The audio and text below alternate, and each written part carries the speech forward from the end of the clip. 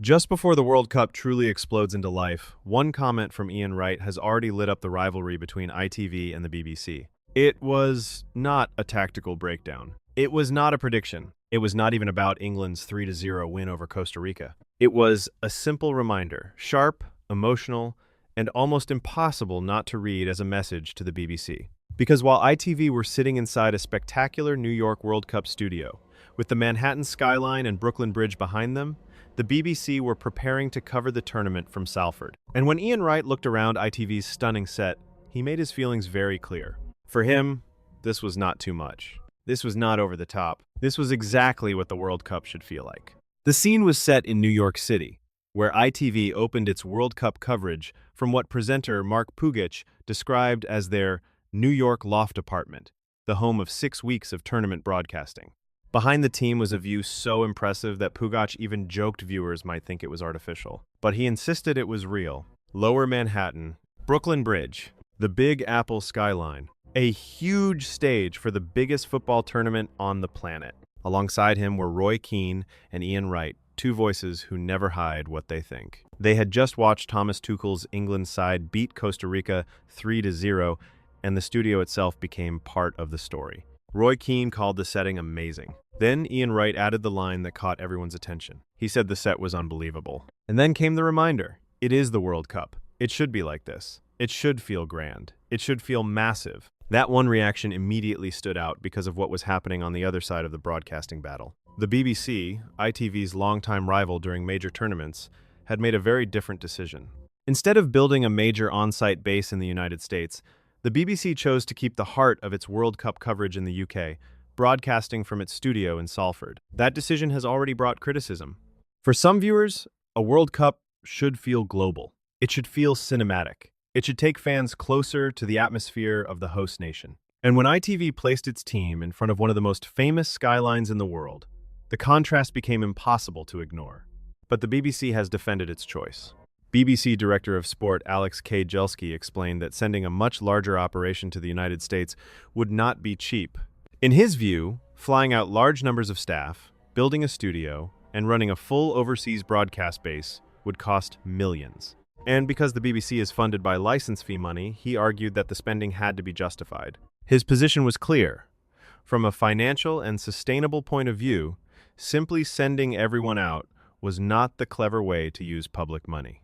Only a smaller number of BBC sports reporters have traveled across the Atlantic for the tournament. So on one side, ITV has gone big, bold, and visual. On the other side, the BBC has chosen restraint, cost control, and a studio back home. And that is why Ian Wright's comment felt so powerful. He did not directly attack the BBC. He did not name them in that moment. But his words landed in the middle of a debate that was already raging. This is where the story becomes more than just a studio comparison, because the rivalry between ITV and the BBC is not new. It has existed for years across major tournaments, with viewers comparing presenters, pundits, analysis, chemistry, and now even the location of the coverage. Roy Keane has already spoken about that rivalry, and in his own blunt style, he admitted that the tension is real. He said the competition between BBC and ITV pundits is strange, but also good. In his view, a bit of tension is necessary. And he went even further, suggesting that the pressure is not only in front of the camera. Behind the scenes, broadcasters care about numbers. They care about audience figures. They care about who wins the night. That pressure can filter down to the pundits. So when ITV opened with New York behind them, it was not just a nice background. It was a statement. It said, "This is the World Cup, and we are treating it like the World Cup." The BBC's message is very different. This is public money, and we must spend it carefully. Both arguments have force. Fans want spectacle. Broadcasters need responsibility. The World Cup demands scale. The license fee demands scrutiny. But television is emotional. Football is emotional, and first impressions matter. For viewers switching on and seeing ITV's team framed by Manhattan, the coverage instantly felt big. It felt international. It felt like an event. That is why Ian Wright's words carried weight. It should be this. Not small, not ordinary, not routine. Grand, massive, World Cup level. And whether he meant it as a direct dig or simply an honest reaction, the timing made it impossible to separate from the BBC debate.